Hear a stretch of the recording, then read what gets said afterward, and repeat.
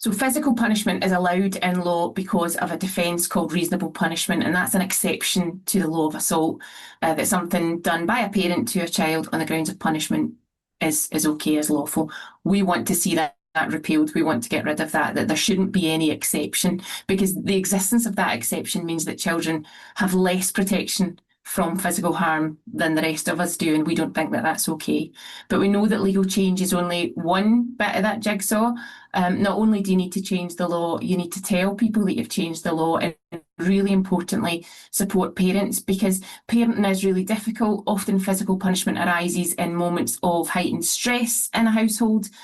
So parents need better support to navigate and how to establish boundaries with their children, but in a more positive and non-violent way.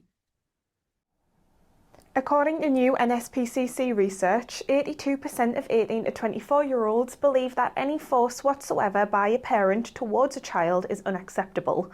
This is an increase on 64% in 2023. This is a clear indication of shifting societal and parenting attitudes.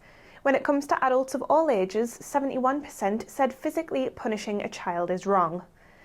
A Department for Education spokesperson said, while we are looking closely at the legal changes made in Wales and Scotland in relation to smacking, we have no plans to legislate at this stage.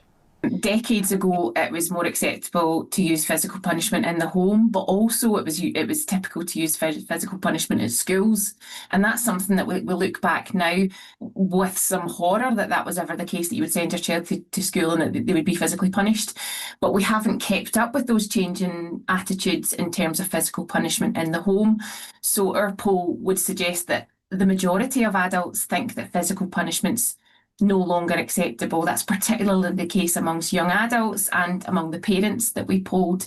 So we think that the law actually needs to keep up with our changing attitudes and changing practice in parenting. We campaign on a lot of issues across the UK for things that we think should help keep children safe. But in terms of physical harm, I think that removing the reasonable punishment defence is a really simple and easy thing that the government can do that will make a huge difference.